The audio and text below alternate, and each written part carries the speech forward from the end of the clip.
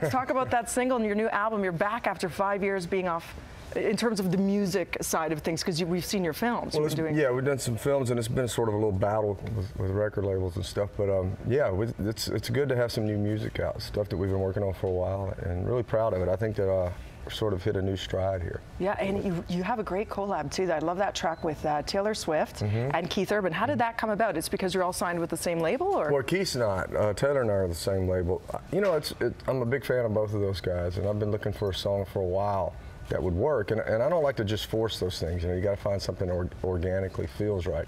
And when I heard the demo of this song, I knew I wanted Taylor's voice on it right away, and I knew I wanted Keith on guitar, and it was just a matter of getting to those guys, and instantly they agreed. So after you sell, I mean, 40 million albums and counting, it's phenomenal, and you've got countless awards. Do you put pressure on yourself when coming up with something new, or do you just, as an artist, just do your thing and hope it sticks? I think you just have to do your thing. I think you have to go in the studio with blinders on and just sort of, you know, you have to do stuff that feels good to you. You can't sort of go in and say, well, I want to do this for fans, or I want to do this for radio, or I want to do this for certain thing. I mean, there's always a little bit of that probably bleeds in, but I think more than anything, you have to go in as an artist and try to please yourself. And I think if you don't do that, then you're really not being true to yourself, and that's going to show up eventually. Well said. And this is the most clear-headed Tim McGraw we've heard on an album, because you recently came out talking to people about the fact that you loved whiskey. You cut it out for the last 5 years. Look at this transformed body. Everyone's talking about the 8-pack, 45 years young. I mean, you make 45 look like 25. It's ridiculous, Tim McGraw. It's all smoke and mirrors. No, I don't think so. There it is right there. You cannot fake that. Trust me, I've tried with airbrushing. It doesn't work. That's a situation, as they would say in Jersey Shore.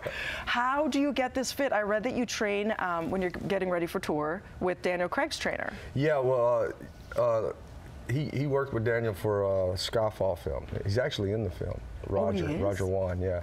And I think he did a lot of the fight choreography for the movie and stuff. So I work with him. We do some weight training, and we do some body weight exercises and some martial arts training. 3 times a day sometimes? During the 4 or 5 weeks leading up to a tour, we'll do 3 times a day. And it's sort of part of my job, you know, that's the way I look at it. I mean, when we're out on tour, it's pretty, you know, we're pretty high energy, so you got to sort of have a high level of energy to do what we do. Yeah, you need to feel as fit as possible to pull it off night after night with as much zest and zeal. Yeah. Now, in terms of diet, do you have a strict diet? Do you allow yourself cheeseburgers and fries? I love cheeseburgers. Do you? Yeah, I love cheeseburgers. But, you know, a couple of times a week, you kind of eat what you want, and you sort of gauge what you're eating by how much work you do, you know. And what about Faith? Because we saw you both at the Grammys. You both look, like, honestly better than ever. You are Ken and Barbie. It's ridiculous. God bless. Do you both diet together, exercise together? She exercises. I tried to keep up with her exercise, and I can't do it. She does the Tracy Anderson workout with these bands and all that. I tried it one time, and I got sore in places I didn't realize a guy has.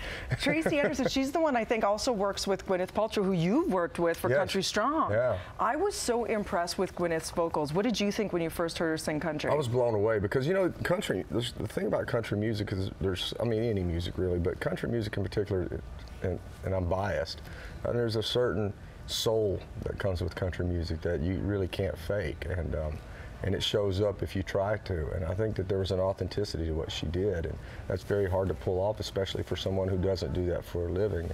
And when she sang, we heard what she had done. It was pretty mind-blowing how good it was. What do you want to say to everybody out there who supports you and loves you so much and will be coming out to the shows? What is it that keeps you going, and what motivation do you feel off them? Because so many people have been writing in. Well, you know, I think you don't get in this business without wanting to be on tour, and without wanting to be in front of it, like that picture there, wanting to be in front of people and sweating and singing and playing your music. I think that's the impetus for wanting to do this, and there's a symbiotic relationship you get with a crowd. I think when you go into a concert, not all of them are perfect, not all of them have the energy that you want them to have, but those special nights when it's like the audience and yourself, is sort of like you've signed a contract, and you both decide that you're going to sort of give yourself up to the music and sort of jump into the stream with both feet. And on those nights is when it's really special, and you just sort of strive every night to get back to that point.